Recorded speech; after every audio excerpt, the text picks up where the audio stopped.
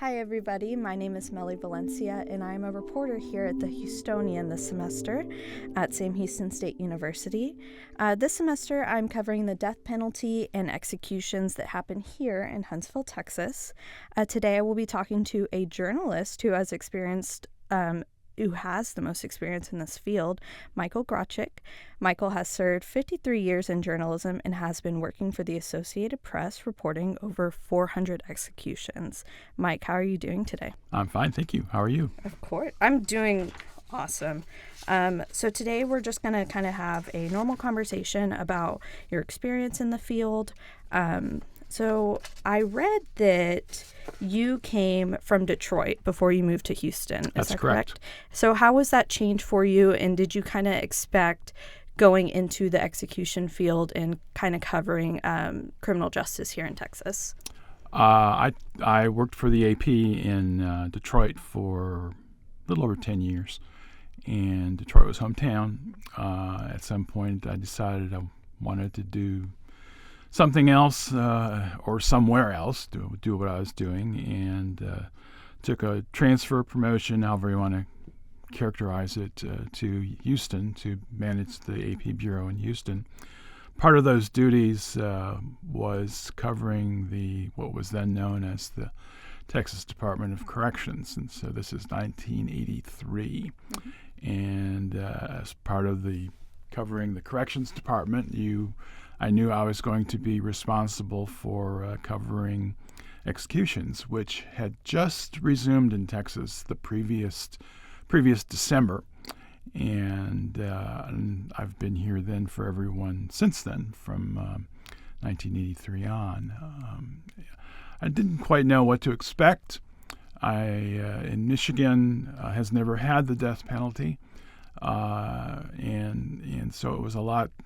There was a lot to learn.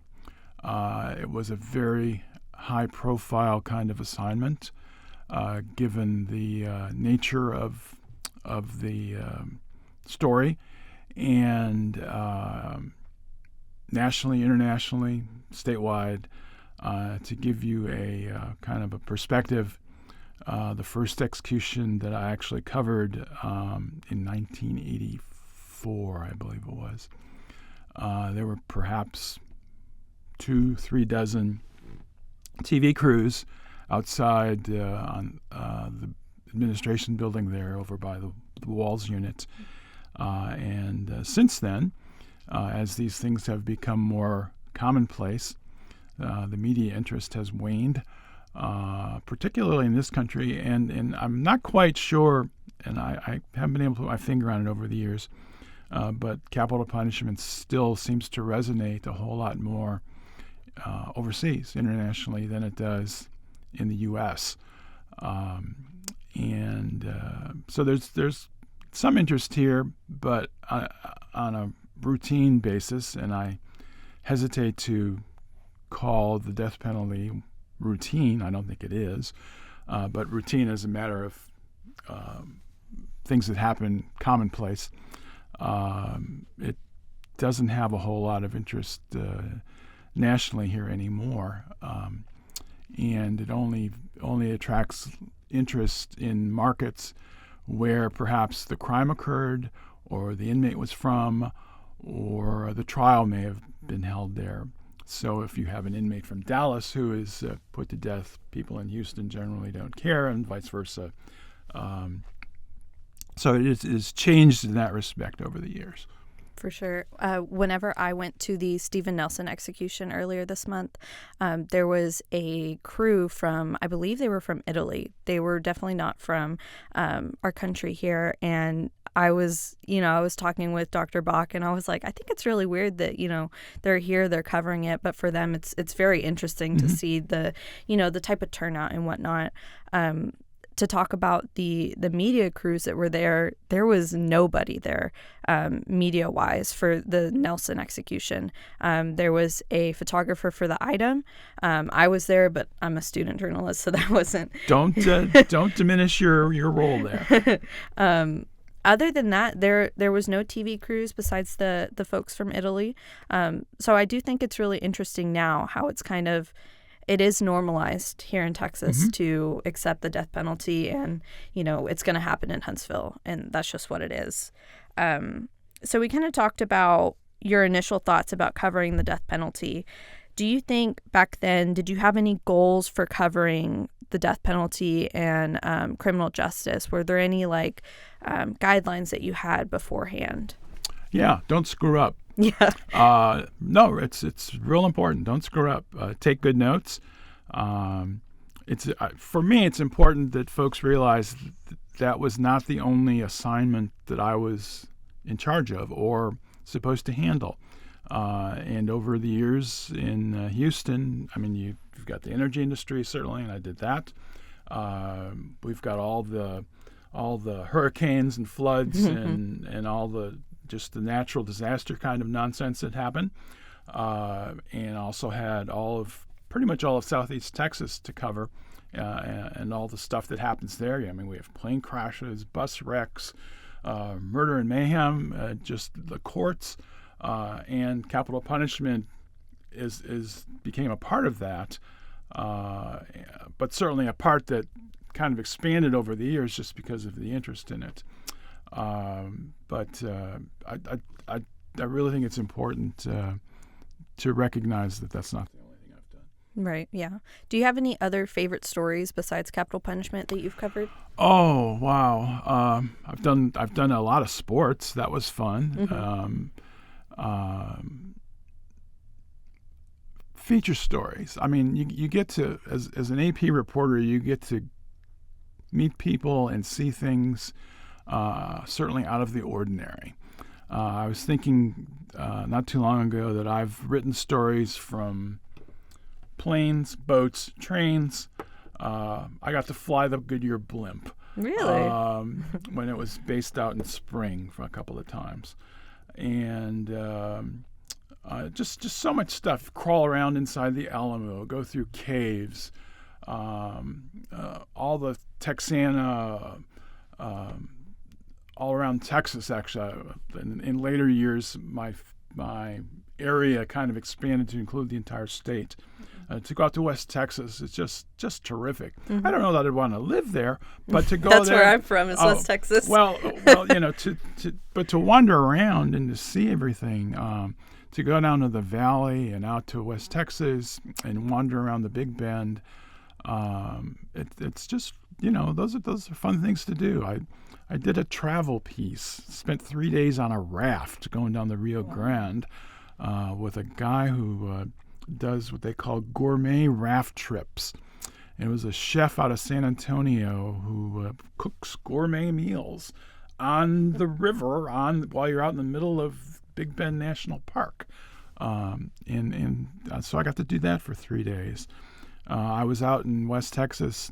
I was one of the first reporters that actually did stories about the space operation that Jeff Bezos has out north of Van Horn out there, and stuff like that. So yeah, it's there's a lot of fun things. That's awesome. I feel like I need to read up on your other stories now.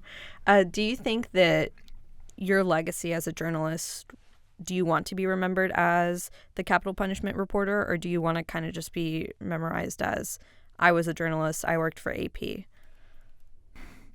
I kind of it's baggage that I carry. Okay, I can't avoid it. And there was a time when I decided I don't want to be recognized totally for that. But it is what it is, as they say. I would hope that people who I've dealt with or who I've reported on and who have read stories that I've written about will say that he did a good job, and he was fair, he was accurate.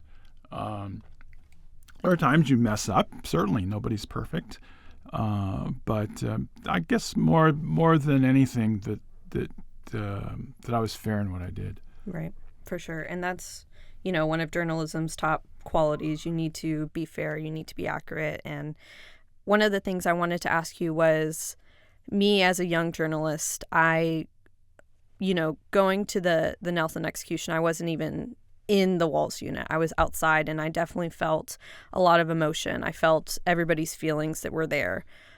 What is some advice that you have for separating your personal feelings versus, what you're doing as your job? It's not about you. Right. Okay? That is everything. It's not about you. And it goes for reporting from the death house to going out on the street to doing, disasters, whatever. It's not about you. It just isn't. And that's what I would remind people to do. You just got to divorce yourself from everything that's going on around you. There are times and places for that, but if you're going to be doing, telling people about what is going on around you, it's not about you, because you see things through your eyes and your perspectives, and just because you think something is great or not so great doesn't mean that I think that way. So I think you let in a medium like or in a media like audio visual, you can let your pictures and sounds tell the story so much to aid in your telling of the story. So that if you say that there's a crutch that reporters use on TV that I see. A brutal murder. Tell me a murder that's not. Right. Okay? Yeah. If it's a brutal murder, then tell me why. Tell me that, here's what happened to this poor victim.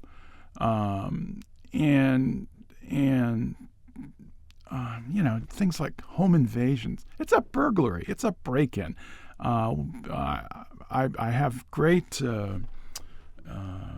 I cringe very often when I'm watching the TV in particular. And I don't mean to harp on my electronic media brethren, but I recognize there's a certain amount of hype involved. But to the extreme, it's not about you. You can't wrap up your report and say, "Oh, this is gut-wrenching." Well, maybe it is for you, but for other folks, maybe it isn't. Mm-hmm. And that's I guess that's my soapbox. Right. In TV news, there is a lot of urgency to get that story out there to, kind of make it worthwhile type of thing. What would you say in terms of the execution process? I know that once you go into the media room at the Walls unit, you're not able to record. It's all just pen and paper. Correct. So how do you transfer your thoughts in the media box to finally getting out of there and telling that story accurately? I take copious notes. I draw pictures.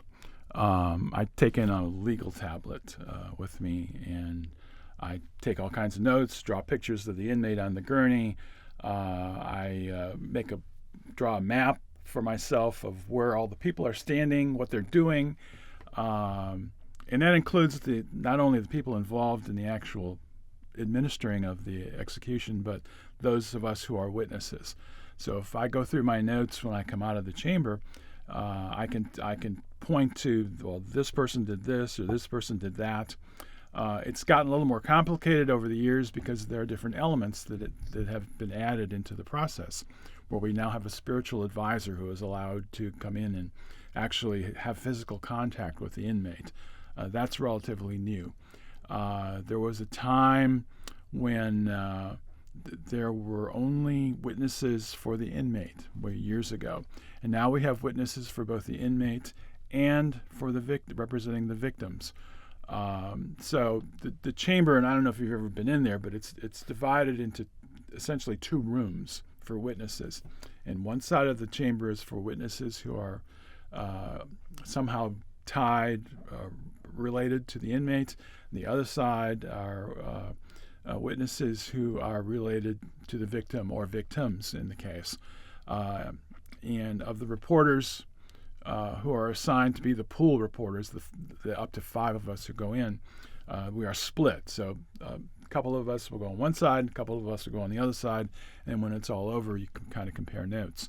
The biggest hurdle as a reporter going into the chamber is being able to see. Despite what Hollywood may tell you, there are no seats. You stand, and the room is quite small. So, and the reporters are pretty much the last people in. So it's important for you to try to get a spot so you can see, so you can take good notes. So when you come out, you can report well your story. And you never lose sight of the fact of why you are there, and it's to work. Right. The inmate may do all kinds of talking and throw a tantrum, and he may say nothing, or she may do this, that, or another thing. Essentially, they are tied down. They really can't move much. They can move their head around and nothing else. But there's stuff going on. There are reactions or lack of reactions among the inmates. One of the advantages I have from being in there many times is that I can tell if something is different.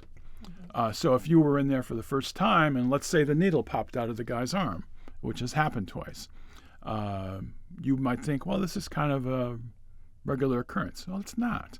Or let's say there is some reaction that the inmate has to the particular drugs. You may not recognize that this is different. I have that kind of, I guess, back in the memory bank where I can tell, well, right, this has either happened or this hasn't happened. And I've seen stories where people who have been in there as reporters will comment that, the inmate said that the drugs were burning. So that must somehow mean that they were in pain. There's no way to gauge that. There really isn't. It is not an unusual occurrence to hear an inmate say, it's hot, it's cold, I can feel it, I can taste it, I can smell it.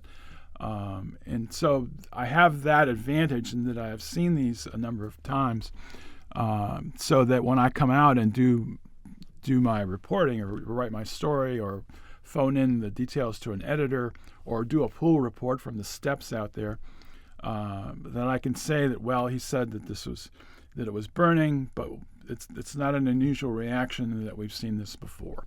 Or he, coughed or spasmed or took several breaths or appeared to go to sleep. Those are all kind of normal, and I say that hesitantly, normal reactions or responses.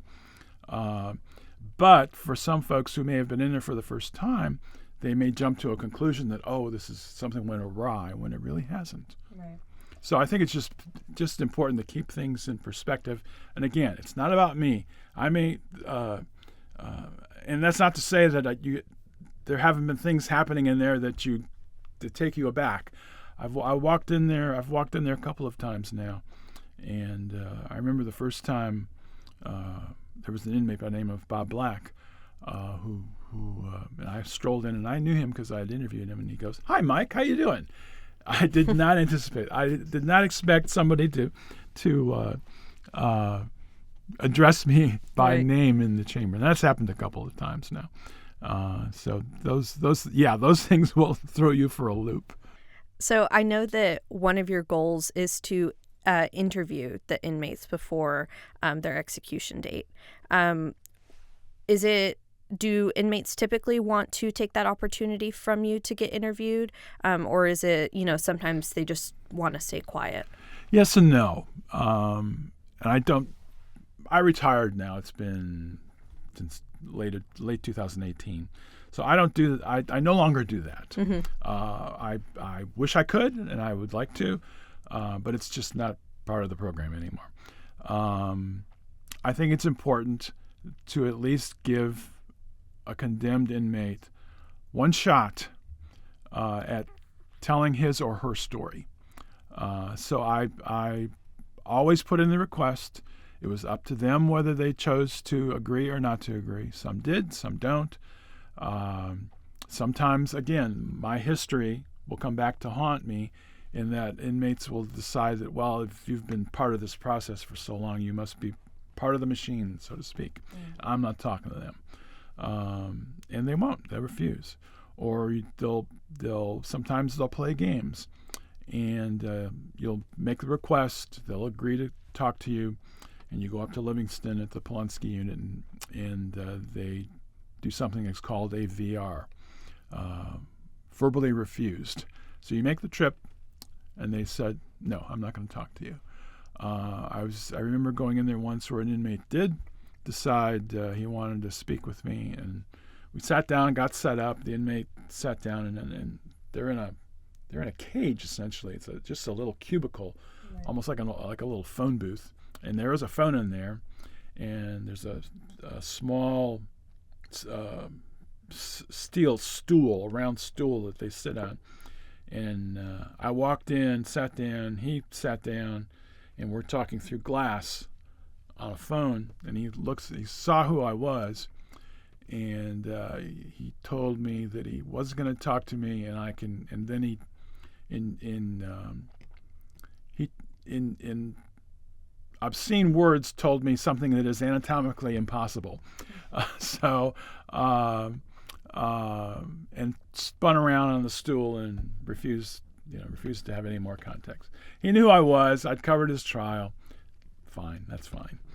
But again, I was able to then say in my story about him that he refused to talk. It's up to them. Right. Some talk, some don't. Certainly, it's nice if they talk, and I talked to some inmates repeatedly and got to know them well. They send me letters. They send me cards. Some didn't like talking to me, but they did anyway because they liked the attention. It's part of the game, part of the territory. Do you get that same type of reaction to victims' families that may want to talk to you, or if you reached out to them? They tend to be a little more hesitant, and I think the fear is that they worry perhaps if they say something, it may come back to haunt them, or that it may show up and I don't know how it could, but they're very cautious. Many of them, let's face it, this is the worst thing that's ever happened to them. And me calling them, I ask them essentially to relive the worst experience of their lives. They lost their loved one in a violent way. I did make attempts to speak with them in nearly all cases. Tracking them down is difficult, and what I tried to do is go through district attorney offices who tend to keep in touch with people like them, or the Corrections Department, the Department of Criminal Justice now has a victim assistance program, and sometimes you can tap them to try to convince these folks that people like me want to speak with them. Sometimes they do, sometimes they don't. After an execution now, the folks over at the Walls unit will ask victim relatives whether they want to speak with the media afterwards. Some do, some don't. Some have prepared statements. There was an execution 2 weeks ago, Tabler, and there were relatives of one of his victims who wanted to speak with us afterwards, and so we met in a little conference room over there and chatted for a couple of minutes, and that's good. It certainly adds to the story, just to get a reaction or a response to what they've seen, or to get them to talk about their loved one. And back when I was doing this full time and was able to get in touch with people, I would try to convince them, if they were reluctant to speak, that all the focus is on the inmate, and it really is, and understandably so. But I think it's important that readers get to at least know who your loved one was, and tell me about them. Tell me about them so I can tell other folks about them. Sometimes it worked, sometimes it didn't. But as a reporter, you get accustomed to people telling you no. Right. Kind of switching gears a little bit. You've been covering executions for a long time. Is there any that stick out to you in your memory that you just can't forget? Oh, sure. I think you remember the first one, certainly, because it certainly leaves an impression. J.D. Autry, Cowboy Autry. I remember that one because it was the first. You remember others because of unusual occurrences that may have happened.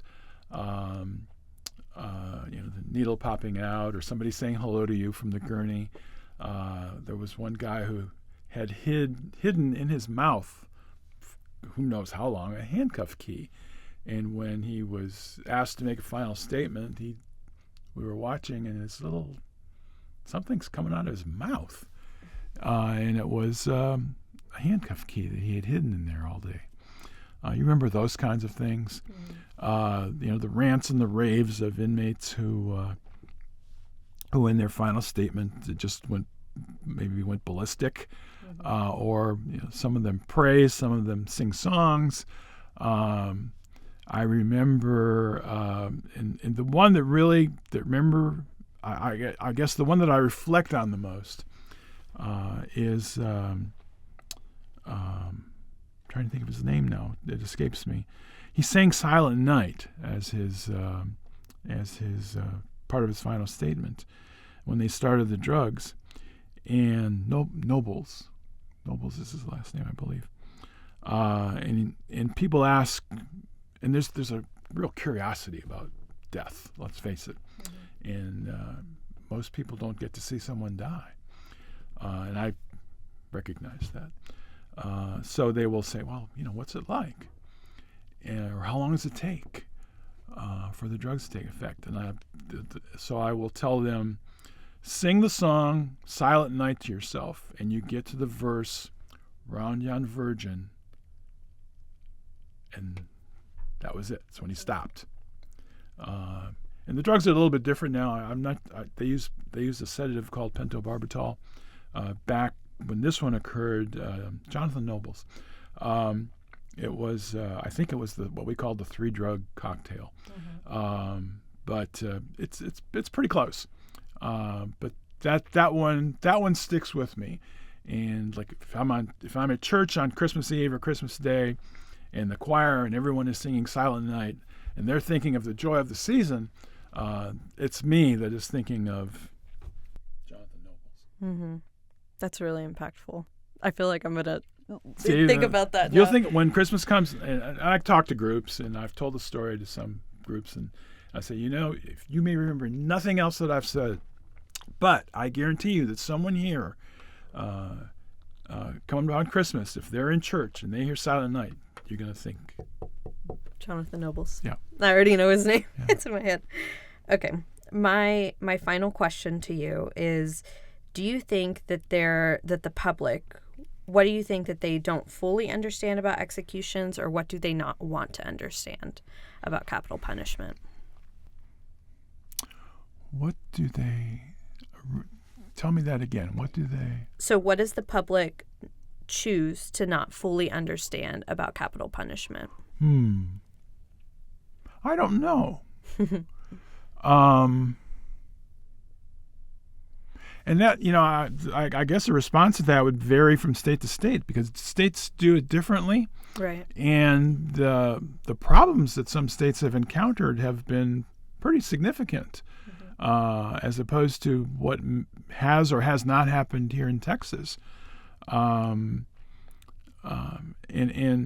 I've told folks that the prison folks here, they don't laugh, they don't joke, they do it in a very dignified manner.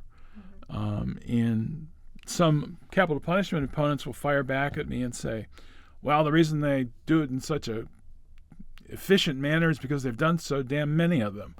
Mm-hmm. And that that may be, but nonetheless, it's very subdued in there. There's no joy. Mm-hmm. I've seen joy rarely, but I've seen joy among relatives of the victims who are glad that it has finally taken place. What they don't know is that there is so much going on over the course of the time between the trial, the end of the trial, punishment, and execution.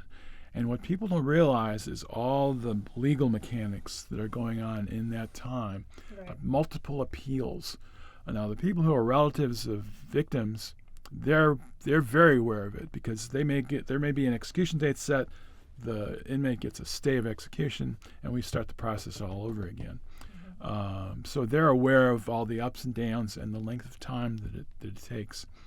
But in terms of the process itself, I don't know. It's pretty transparent, despite what some may say. Where you know the drug that they're going to use. You may not know where it came from, but you know the drug that they're going to use and what kind of reaction there is. And you know about all the appeals, at least I do, that have been made. But I don't know that the general public really needs all of that kind of inside baseball stuff. I mean, they need to know that a crime occurred, the justice system played out in court, and now at the end of this process, it's being played out down the street in Huntsville, Texas. And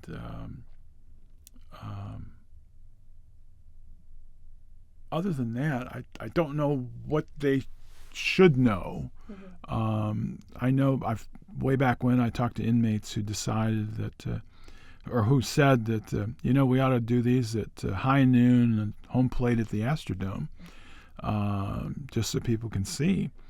And there may be some value to that, although I think that whole scene might become very exploited, at least initially. But again, once the public became accustomed to seeing these kinds of things, I think the novelty would wear off, and it certainly seems to have worn off these days because there's not such interest in it.